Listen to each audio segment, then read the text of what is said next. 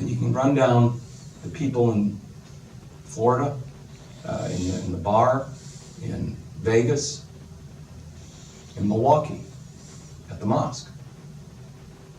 You take this very literally and seriously. None of those people had anything to do with the shooter at the extreme level of, I'm going to kill you because of what you've done to me. But that is what the shooter is thinking. The shooter in the regressed state is thinking, somebody needs to pay. You've done this to me or to something I care about. And not only do I have to teach a lesson, but I know people, when they finally see it, will understand. And the myths of the regression of people with poor attachment and mentalizing, and a very small fraction, by the way.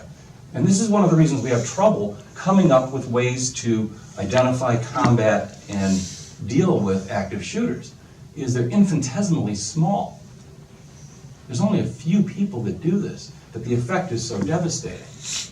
So with poor integration of internal reality with external, they'll end up believing that others will feel like they do or will understand. There is little, if any, empathy for the victims. They're essentially pawns.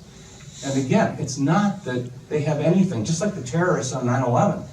They didn't have anything against the passengers. In fact, it didn't matter if the passengers were there or not.